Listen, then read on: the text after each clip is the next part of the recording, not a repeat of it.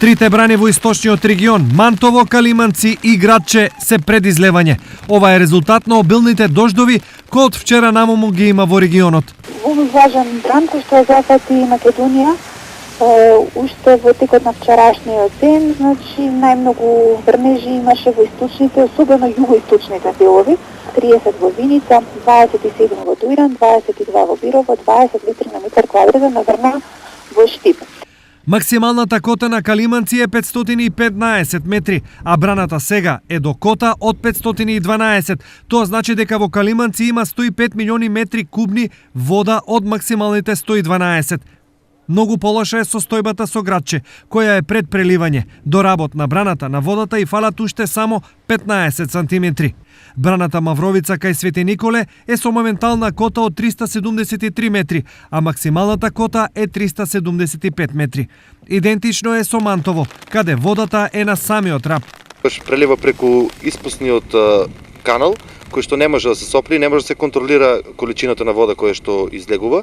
Кои се најзагрозени подречја доколку Мантово се прелие? Во Лаковичкиот регион се однесуваат пристапните патишта до селото Суво Грло и до селото Пухче. Овие два премини се најзагрозени, па и самото село Лакавица е загрозено, делот на куќите кои што се близу до самата река.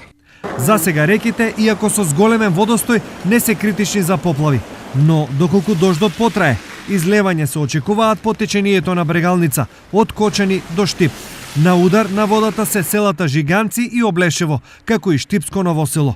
Во Делчевско критични се следниве места. Дирекцијата за заштита и спасување од увидот на лице место детектирала повеќе критични места на речните корита и другите водотеци, и тоа во општина Делчево. Загрозени се градскиот базен Делчево од река Брегалница поради неизграденото речно корито.